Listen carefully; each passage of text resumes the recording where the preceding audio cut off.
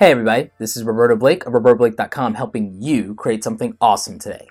So today I'm going to talk about why I might actually switch to the Sony mirrorless system of cameras away from Nikon and DSLR. Now again, I haven't set this decision in stone, but it does happen to come from the fact that I did borrow the Sony A7r II from our good friends over at lumoid.com. They actually let you rent and borrow camera gear and equipment, and I got to play with this thing and I fell in love with it.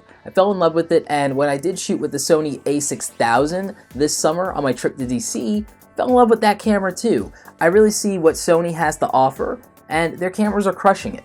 The dynamic range on both of these cameras was stunning. The ergonomics felt great in my hand, and my only really complaint about them was the battery life, and there's ways to get around that. There's a ton of ways to get around that. So the things I really love about these mirrorless cameras are they're much lighter than the DSLRs. I'm a small frame guy. That actually really works out for me. Not to mention, I'm usually carrying around a whole studio with me. So even though I'm using a portable version of my studio, that's a lot of weight to be lugging around on my shoulders, and I don't really like it. When I'm using these mirrorless cameras, it just cuts the weight down so much for everything. And to be honest, when I'm shooting with them, they feel really good. They feel great in my hands. I also love the electronic viewfinder. I love that I can go ahead and I can see focus peaking. I love all of these features and all these bonuses. I love the phase detection and how it picks up on contrast. I love everything about these cameras except a few little nitpicky things. Now, most of you who are in this debate of mirrorless versus DSLR, you're focusing on the lack of lenses and so on and so forth. Not really a problem. You can get a meta bones converter, and guess what? All of a sudden, all the lenses from your previous camera system are now available to you. Will you be able to use them to the full effect of the camera's capability? Probably not, but it does buy you some time before you can trade out and invest in new lenses, or it allows you to use the lenses that you're comfortable with. So that's not really a problem or a downside. And to be honest, I really don't have that much glass right now in the first place. So for me, the jump would actually not be that bad in terms of the investment in previous equipment.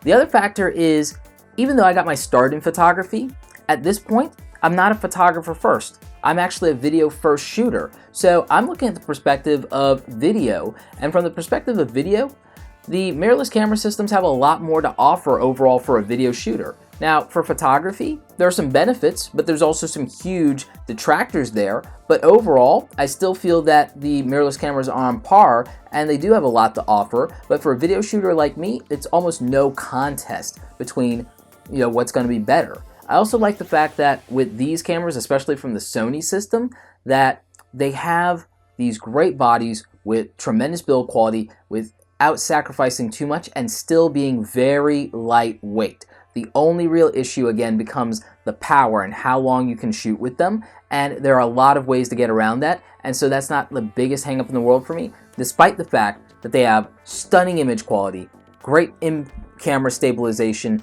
and tremendous dynamic range, awesome low-light capabilities, all of those things. The camera system overall is still very young. It has time to mature. So the thing is, I might not jump ship right away. It might be another year or two. But I do see that being something that will likely happen with the direction they're going. Unless Canon and Nikon really step up their game, I see a lot more shooters, especially if they're focusing on video, jumping ship over to Sony for all the reasons I've stated. Plus, a lot of these cameras are offering more bang for the buck. They're the same price or cheaper, but they're offering so much more. When you look at the price of something like investing in a Nikon D810 or a D4S or a Canon, and the equivalents there, the 5D Mark III and up and up and up, and you think about the money you're spending that money to not get the ability to shoot 4K video. You're spending that money to not get, focus peaking and phase detection and all these other things. You're not getting 5-axis in-camera stabilization. Those are huge features that are tremendous and add to the ability to get better quality shots for photo and video. And I don't know why I would want to pay to not have those things just for the opportunity to potentially use more glass. If I get the 24 to 70, I'm probably fine. I could also go ahead and get a 50mm, and between those two lenses, for what I do, I'm probably fine. That may not be everybody's deal, but for me, as someone who mostly shoots YouTube videos and conferences and events, that's perfect. So I wouldn't really need much more than that. And if I did, I could get a Metabones adapter and then use any lenses I really want with the camera. So for these reasons, I'm really looking at possibly moving to Sony in the near future as my camera system. I probably will still keep my Nikon DSLRs so I can continue to be educated about them, developments that are going on, and be able to help you guys with your questions on them. I probably won't go full tilt on mirrorless. I'm the type of person to accumulate a lot of different gear. As you know, I have the iMac here, but I also have a Windows laptop. I use both Western Digital and Seagate hard drive products. So the thing is, I'm not going to go all in on a specific brand, even though I might make it my core usage. I won't just say, oh, I'm using this exclusively, because I want to be able to help you guys as much as I can. I am actually planning to borrow some Canon lenses and equipment and things like that so I can talk to you guys more about that, because I know it's something you've been asking for.